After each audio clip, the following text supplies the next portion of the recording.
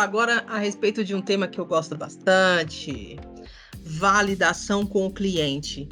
Qual que é o objetivo desse vídeo? É explicar para você o que é uma validação do cliente a respeito de um storyboard e uma validação final de objeto. Então, a ideia aqui é que a gente consiga trazer aqui boas práticas e dicas de como a gente se comporta durante uma validação com o cliente e quais são os principais pontos que o cliente vai observar durante esse momento. Primeiramente, numa esteira de produção, existem alguns marcos históricos e um dos principais é a validação interna do cliente. E aí, cliente a gente entende por demandante interno, por sponsor, por responsável, por professor que vai validar aquele conteúdo que você edificou, enfim. Os principais pontos que são observados pelo cliente ou o validador é a questão da convergência entre o objeto desenhado e o pedido dele. Ah, Manu, mas tem a solução de aprendizagem que explica muito bem. O cliente, muitas vezes, não domina essa linguagem. Ele não domina a linguagem a respeito das ferramentas metodológicas, às vezes ele não faz questão de se aprofundar a respeito do tipo de objeto. O que ele vai verificar é se tudo aquilo que ele listou no briefing está previsto no objeto. E aí a importância de, entre o briefing e o objeto, nós temos uma solução de aprendizagem para recapitular todos os combinados que foram feitos na etapa de levantamento de necessidades de treinamento. É uma fase importante quando o cliente valida o storyboard. Quando o cliente ele se debruça sobre o texto, ele analisa como foi que nós trabalhamos, como o design instrucional trabalhou aquele conteúdo, aquele insumo, fica muito mais fácil a gente conseguir conduzir uma entrega sem que haja muitas refações. É claro que no meio do processo pode ser que algo mude, pode ser que ao término da validação do storyboard, o cliente nos surpreenda com algum pedido, algum adendo, e isso não tem nenhum problema. Se isso não afeta a margem, não afeta o prazo, não afeta nada além da inserção de um determinado enunciado, informação no curso, não há que se falar numa resistência aí para atender o cliente. As vantagens de validar o objeto, então, na fase de storyboard, que o cliente consegue lançar ali os seus apontamentos, e aí é importante o design instrucional anotar todos os pedidos que o cliente faz. O que a gente costuma fazer aqui na Lantry? Quando estamos um consultor e um design instrucional validando um conteúdo com o cliente, a gente meio que se divide ali. Enquanto o design instrucional apresenta um objeto, por exemplo, o consultor de aprendizagem, a pessoa consultora, toma nota dos pedidos. O que é importante? O cliente terminou de fazer a validação, todos os pedidos que ele fez durante esse momento precisam ser anotados, consolidados e implementados. E depois, durante a validação interna do objeto, é importante também a pessoa consultora conferir se os pedidos foram atendidos. Isso diminui em muito o desgaste do cliente em relação à entrega. O que é interessante observar? Uma vez validado o storyboard, feitos os ajustes textuais e a diagramação e revisão de ortografia do objeto, o cliente muitas vezes faz a validação final do objeto. E aí, durante esse momento, enquanto esse momento está acontecendo, aí vai a dica de ouro. Não leia o texto todo outra vez para o cliente. O cliente está enxergando a tela tanto quanto a gente. O cliente já conhece o storyboard que ele validou, ele confia no seu trabalho de que você implementou tudo o que ele pediu. Então aproveita esse momento de validação final para mostrar os aspectos estéticos do objeto. O que foi que você fez de diferente para encantar esse cliente? Isso vai aumentar em muito o engajamento, a atenção do cliente e fazer com que o cliente fique satisfeito com a sua entrega.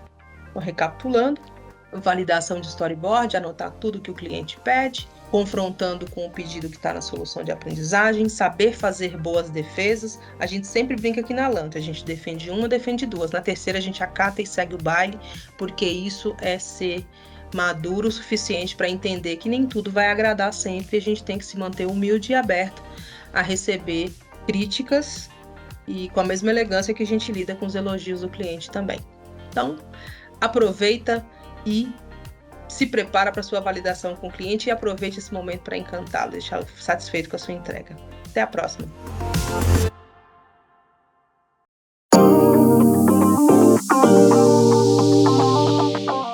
Olá, estamos juntos mais uma vez, que prazer! Agora nós vamos falar a respeito de um tema importantíssimo, centralidade no cliente e spin selling. A gente sabe que existem várias técnicas que a gente pode utilizar no desenvolvimento de experiências de aprendizagem. Entretanto, é preciso conhecê-las para usar da melhor maneira, para que as experiências sejam produtivas e também que elas ajudem a atender a necessidade trazida pelo cliente durante o briefing.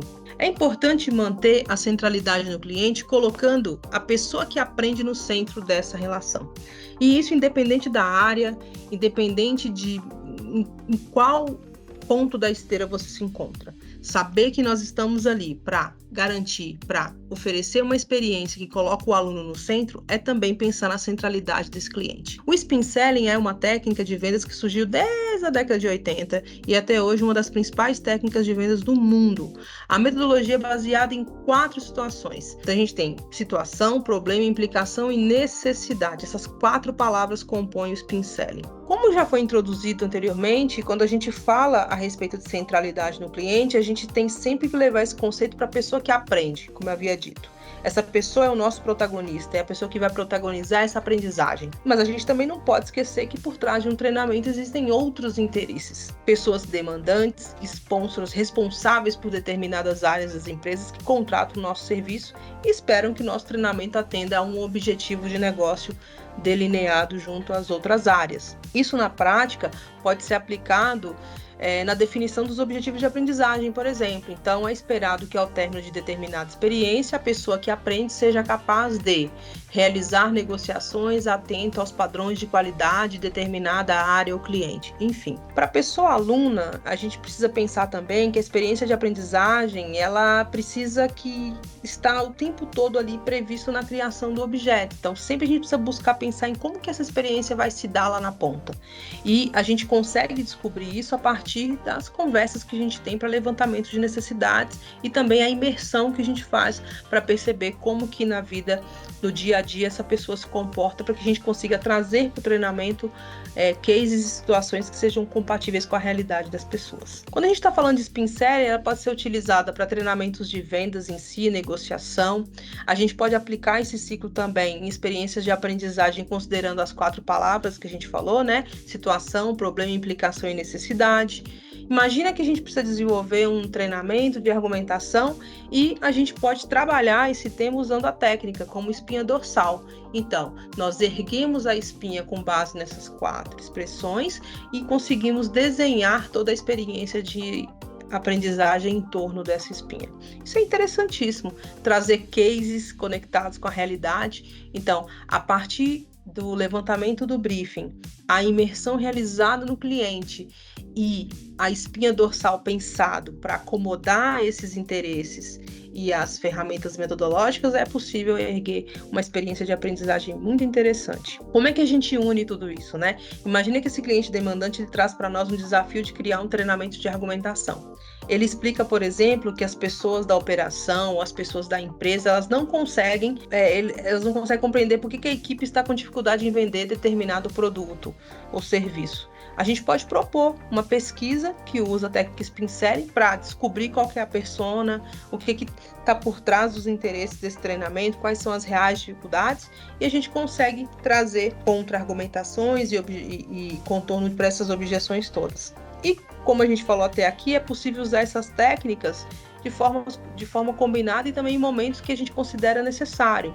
Por exemplo, nas experiências de aprendizagem é possível também utilizar essas premissas para alcançar determinados objetivos, como é que a gente vai trazer a abordagem para um determinado tema aqui, e também a gente pode trazer um senso de veracidade muito grande para o treinamento, porque a gente parte de premissas e uma observância muito grande do como que a pessoa desenrola na prática a negociação.